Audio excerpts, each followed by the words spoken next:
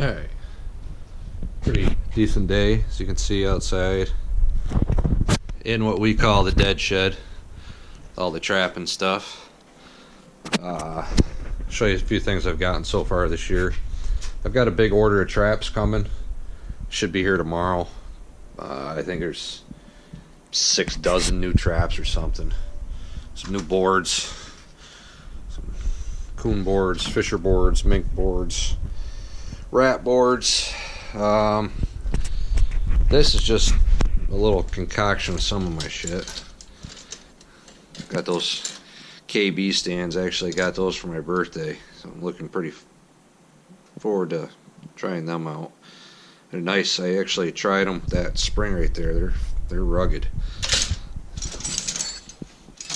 Couple 220s or 280, 110s. It's all stacked down in here. My little safety clip. That's new, but this is for when I was out earlier this year. That's pretty much a concoction of all my shit in one spot.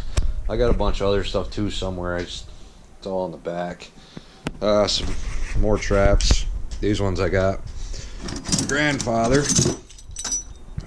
Solid 330s. You'll see these getting used tomorrow. Actually, these are Victor's. Pioneer. I don't know. My grandfather, he's gotten out of trapping now because of health, but he's an old school trapper. You know, done it for 60, 70 years. Well, 67, probably 50, 60. It's 330s. Monster jump proofs for beaver. It's an old school trap right there, but Victor's pretty tried and true. 3 of those. Some 1.5 coil spring Victors, looks like. Yep. Oh yeah. These get all re-waxed and stuff, but use a lot of these. Got them. He uses the earth anchors with the chains. I've got the earth anchors with the cables on them. But this is my dad's fur shed, really. I mean, got a little bit of everything out here. It's kind of a mess because we got between end of the season me doing it. It's a little stove, but end of the season for me doing it, and him, he didn't do it this year, so he kind of got random stuff all over the place. Some of his traps kicking around. A big MB 750 right there. That trap right there is a monster. Give you an idea what it's like in my hand. I mean, I've got a pretty big, my wife calls them bear paws, but I got pretty big hands myself. That's a big trap. That's a serious trap right there.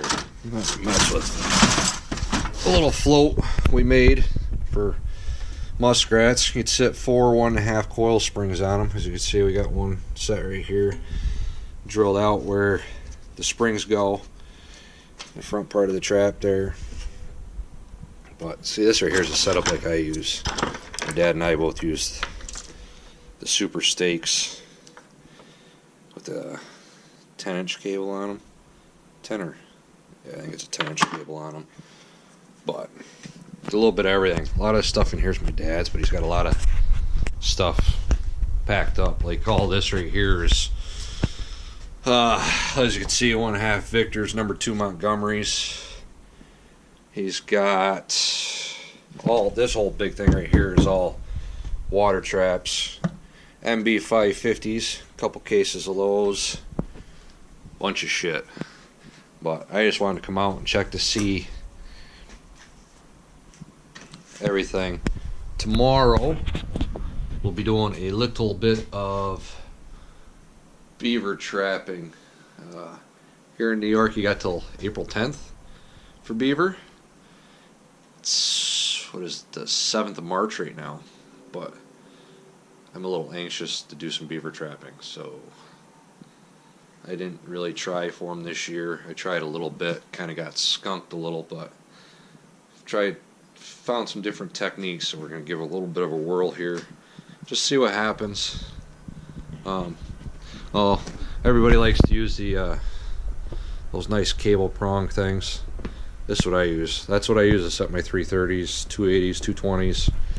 160s and less are all set by hand. 220s and that sort, usually the first trap is set by hand. Other than that, the springs kick my ass and